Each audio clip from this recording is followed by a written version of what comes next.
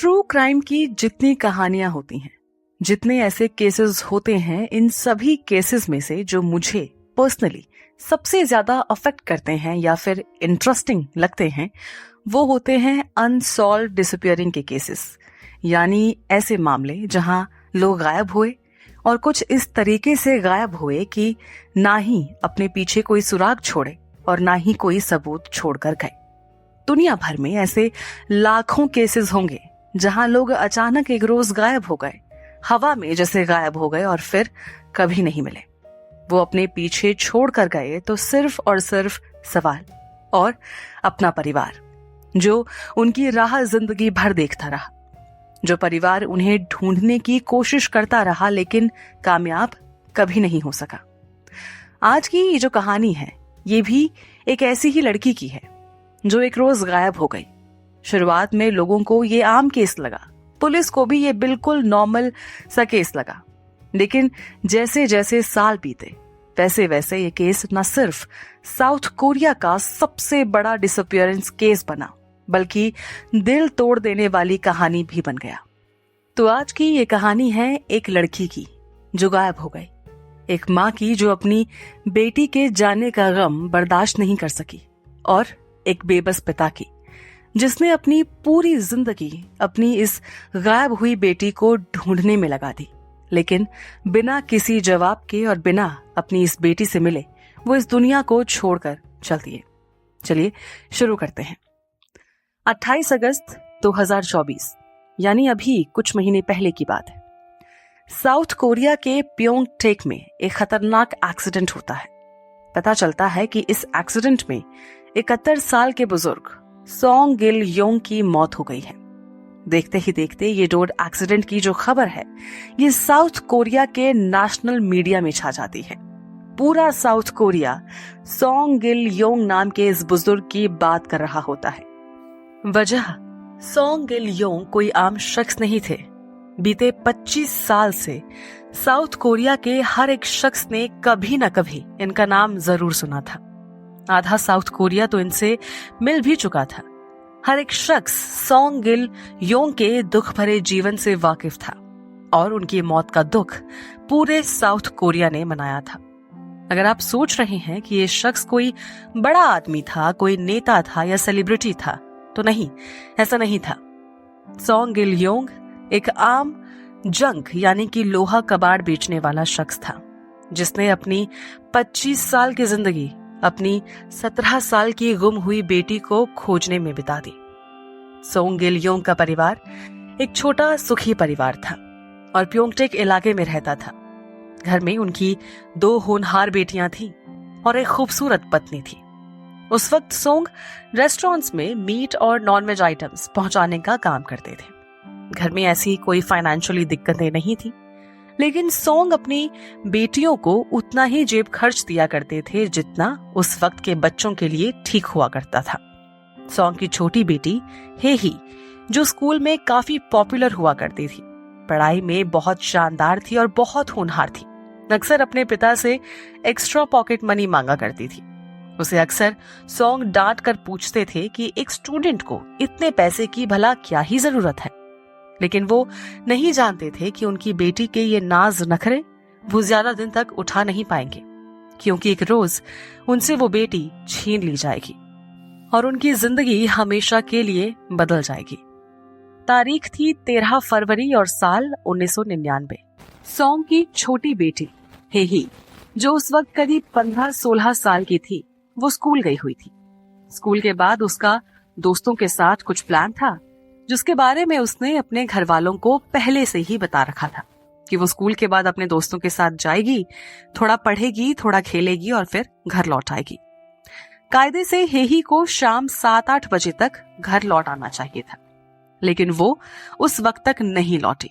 माँ बाप को थोड़ी टेंशन हुई कि वो कहाँ रह गई है, लेकिन ऐसे केसेस में पेरेंट्स अपने बच्चे के लिए वर्स्ट टू वर्स्ट नहीं सोचते हैं। ऐसा नहीं सोचते हैं कि बच्चे के साथ कुछ गलत हो गया होगा, यही सोचते हैं कि शायद दोस्तों के साथ टाइम लग गया होगा या उसे वक्त का पता ही नहीं चला होगा। तो इसी तरह सोंग और उनकी पत्नी भी टेंशन तो ले रहे थे, लेकिन अपनी बच्ची के सही सलामत लौटने के बारे में ही सोच रहे थे।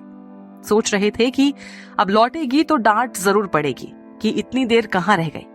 लेकिन जब 2-3 घंटे और बीत गए तो फिर उनकी ये चिंता डर में बदल गई। सुबह की निकली हुई बच्ची शाम तक नहीं लौटी थी, बल्कि देर रात तक नहीं लौटी थी, तो उन्हें अब अजीबोगरीब डर सताने लगा। सॉन्ग ने अब पता करने की कोशिश की कि उनकी बेटी कहाँ है। कहीं घर के पास तो नहीं है, कहीं किसी दोस्त के यहाँ रुक तो नहीं गई है, कहीं सड़क पर तो नहीं है, कहीं उसे बस ना मिलने का प्रॉब्लम तो नहीं हुआ है। लेकिन कहीं से कोई क्लू नहीं मिल पा रहा था। आसपास ढूंढा गया, उसके दोस्तों से बात तो की ही गई, लेकिन हेही का कहीं भी पता नहीं चल सका। इसके बाद आखिरकार थक हार कर जब और कोई चारा उनके पास नहीं बचा था तो सॉन्ग और उसकी पत्नी पुलिस स्टेशन पहुंच गए। पुलिस को बताया कि कैसे सुबह स्कूल के लिए निकली हुई बेटी अभी तक घर नहीं लौटी है। पुलिस ने मामला सुना तो जरूर, लेकिन उतना सीरियसली इसे नहीं लिया। वजह, कोरिया में उस वक्त गायब हुए बच्चों का नंबर यानी कि डेटा। दरअसल उस वक्त साउथ कोरिया में गायब हुए बच्चे अक्सर 48 घंटे के अंदर अंदर घर लौट आया करते थे। उन्हें ढूंढने जाने की जरूरत भी नहीं पड़ती थी, वो खुद ही घर लौट आते थे। ज्यादातर बार ऐसा हुआ करता था जहां बच्चे अपने मन से घर से भाग गए हैं और 1 या हद से हद 2 दिन बाद वो घर लौट भी आए हैं।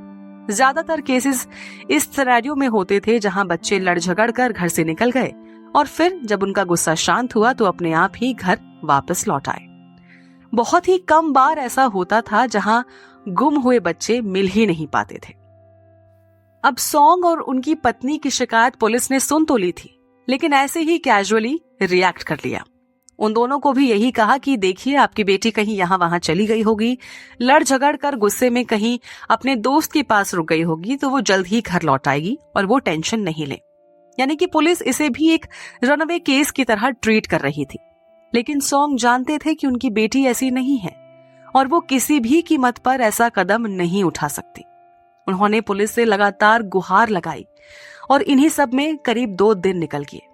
आप सोचिए कि 17 साल की एक लड़की अचानक एक रोज गायब हो जाती है और पुलिस 2 दिन तक हाथ पर हाथ रखे बैठी रहती है।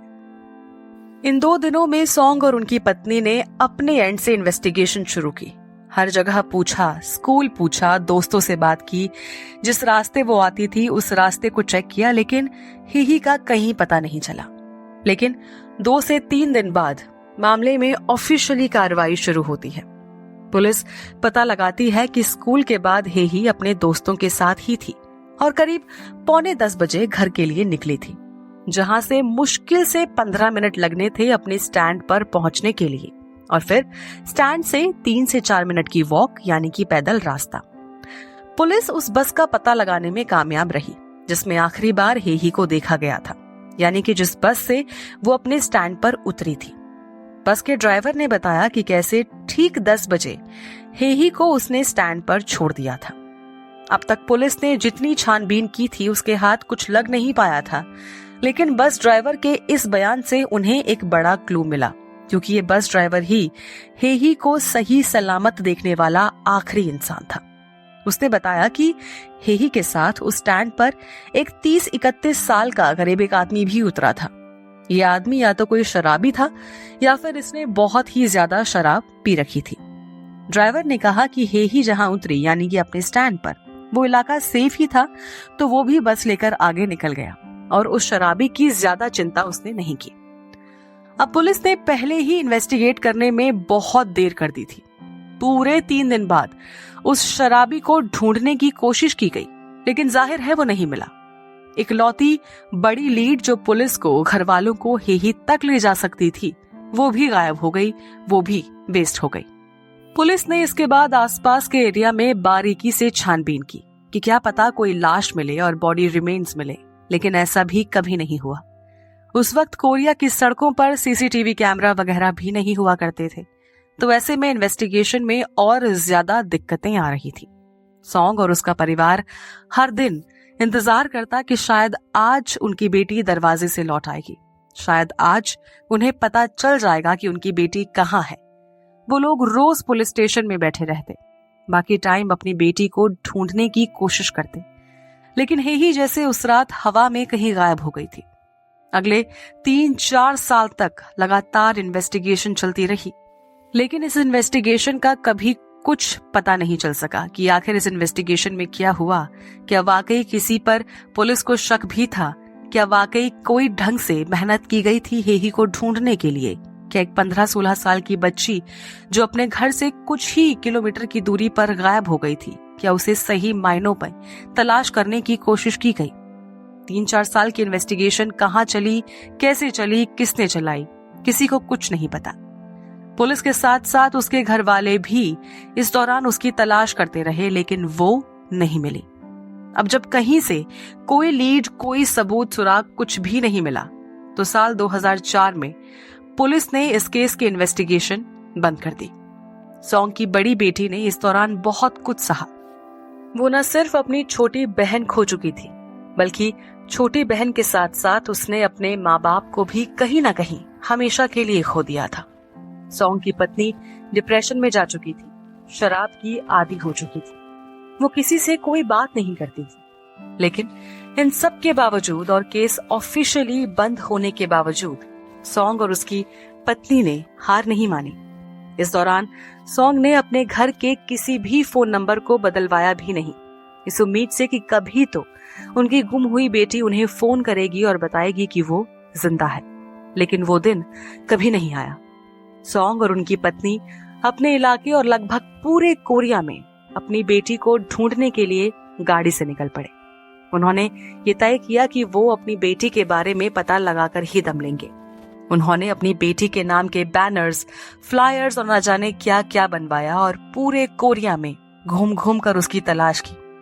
पूरे कोरिया में हर एक शख्स के हाथ में ये बैनर्स थमाए, ये फ्लायर्स थमाए। इस दौरान पति पत्नी शराब और हल्के फुल्के खाने से ही अपना गुजारा करते रहे। जाहिर तौर पर इस तरह लगातार घूमने और बेटी की कोई खोज खबर न मिलने से दोनों बहुत परेशान थे। बताया जाता है कि इस दौरान कुल 2 से 3 बार सॉन्ग ने अपनी जान देने की कोशिश की, लेकिन वो हर बार फेल हो गए। हालांकि कुछ एक महीने बाद पति पत्नी खाली हाथ अपने घर लौट आए। दोनों ने लाख कोशिश की कि अपनी सिर्फ बड़ी बेटी पर ध्यान दें और उस बेटी से अपना ध्यान हटा लें जो उनके बीच नहीं है, लेकिन ऐसा नहीं हो सका। सॉन्ग और उनकी पत्नी कभी अपनी बेटी को नहीं भूल सके और कभी अपनी बच्ची पर गिव अप ही नहीं कर सके। और फिर आया साल 2006, यानी हेही को गायब हुए कुल 7 साल हो चुके थे और केस फाइल बंद हुए कुल 2 साल। सॉन्ग के घर पर उनकी पत्नी थी, बेटी कॉलेज में थी और वो खुद काम पर गए हुए थे। जब वो घर लौटे तो उनकी आंखें फटी की फटी रह गईं। सॉन्ग की पत्नी हेही की मां जमीन पर पड़ी थी। उनका शरीर अपनी बेटी के पैम्फलेट से घिरा हुआ था और हाथ में हेही की एक तस्वीर थी। जैसे मरने से पहले सॉन्ग की पत्नी ने बस अपने आसपास अपनी बेटी को ओढ़ लिया हो, वो बेटी जो पिछले 7 साल से घर नहीं लौटी। सॉन्ग की पत्नी ने अपनी जान दे दी थी। अपनी बेटी का इंतजार करते करते वो थक चुकी थी और सॉन्ग अब अकेले पड़ गए थे। हालांकि पत्नी के जाने के बाद उनके अंदर अपनी बेटी को ढूंढने की तड़प और ज्यादा आ गई। इस दौरान उन्होंने कोरिया के बड़े से बड़े मीडिया हाउस को इंटरव्यू दिए। एक बार फिर हेही का केस मीडिया में लोगों तक पहुंचाने की कोशिश की। सॉन्ग हर इंटरव्यू में लोगों से दरखास्त करते कि अगर उस रात के बारे में कोई कुछ भी जानता है तो वो आकर उन्हें बताए। अगर किसी ने हेही को उस दिन देखा था या उसके बाद कहीं देखा है तो इस बात को सॉन्ग तक पहुंचाए। एक इंटरव्यू के दौरान तो सॉन्ग ने यहाँ तक कहा था कि अगर वो जीते जी अपनी बेटी को ढूंढने में कामयाब नहीं रहे तो मरने के बाद भी उसकी तलाश जारी रखेंगे, यानी कि हार नहीं मानेंगे। वो भूत बन गए या आत्मा बन गए तो यही बनकर अपनी बेटी की खोज जारी रखेंगे, लेकिन हार नहीं मानेंगे। अब ऐसा नहीं है कि इन सब का, यानी कि इन इंटरव्यूज का, इतने मीडिया सेंसेशन का इस केस पर अच्छा या बुरा असर नहीं पड़ा। बिल्कुल पड़ा। सॉन्ग को पूरे कोरिया से कई लोगों का फोन आया। कई लोगों ने हेही को देखे जाने के दावे किए, लेकिन वो दावे सही नहीं निकले। इतना ही नहीं, इस दौरान सॉन्ग को कई फ्रॉड कॉल्स भी आए, जहां लोगों ने कहा कि अगर सॉन्ग उन्हें पैसे देंगे तो वो बताएंगे कि उन्हें हेही को कहां देखा है और किसके साथ देखा है। लेकिन इन सब का यानी कि इन फ्रॉड कॉल्स का, उनकी खोजबीन को एक सही सिरा नहीं मिलने के बावजूद सॉन्ग ने हार नहीं मानी। वो हर दिन अपनी बेटी की तलाश में निकलते रहे। अपनी बेटी के मिसिंग वाले पैम्फलेट सड़कों पर, पेड़ों पर चिपकाते रहे, लोगों के हाथों में थमाते रहे और वही सवाल करते रहे जो वो सालों से लोगों से कर रहे थे कि क्या उन्होंने उनकी हेही को कहीं देखा है। हेही के डिसअपीयरेंस केस के इतर इस इलाके में, यानी कि जहां ये परिवार रहा करता था, इस इलाके से कई सारे सनकी किलर्स भी पकड़े गए।